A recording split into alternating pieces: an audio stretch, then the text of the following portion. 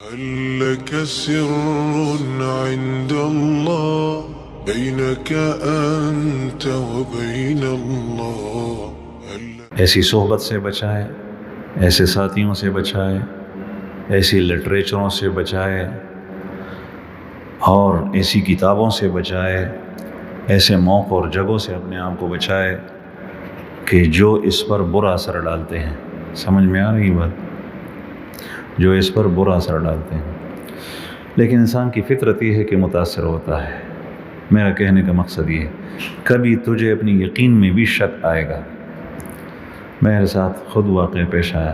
پرسوں ہم جا رہے تھے ولی آباد، میں نے کپڑے پہنے ہوئے تھے تو مصعب نے یا ہشام نے مجھے کہا کہ تم کپڑے تبدیل کرو، یہ کپڑے تمہارے نجس ہیں۔ تو میں نے کہا کہ نہیں، کپڑے میرے پاک ہیں۔ پھر جب میں گاڑی میں سوار ہوا تو پھر انہوں نے آ کر کہا کہ کپڑے تمہارے ٹھیک نہیں ہیں، اور وہاں بیان ہے، ختم ہے تراویح میں، اس کے لیے صاف کپڑے پہننی چاہیے، تو یہ کپڑے تیرے پلید ہیں، نجس ہیں، کپڑے تبدیل کرو۔ میں نے پھر بھی کہا کہ ٹھیک ہے، مجھے یقین تھا کہ میرے کپڑے پاک ہیں۔ جب ہم گاڑی میں سوار ہو گئے تو وہاں تک پہنچ گئے، یہ جو ٹانگوں کا اڈا ہے اس سے آگے نکل گئے، تو پھر فون آیا اور ان کی والدہ نے کہا کہ یہ تمہارے کپڑے ٹھیک نہیں ہیں، تم آ جاؤ کپڑے تبدیل کرو۔ اس کے اوپر خون لگا ہوا تھا پہلے۔ اس کا خیال یہ تھا کہ یہ جو خون لگا ہوا تھا، یہ قمیص وہ کپڑے اس نے پہنے ہیں اور یہ تو ہے نجس، اور یہ داغ بھی پیچھے نظر آتا ہے، مچھر کا خون تھا، تو یہ ٹھیک نہیں ہے، تو وہ تبدیل کر کے جاؤ۔ تو انہوں نے یہ نہیں کہا، لیکن یہ کہا کہ یہ نجس ہے۔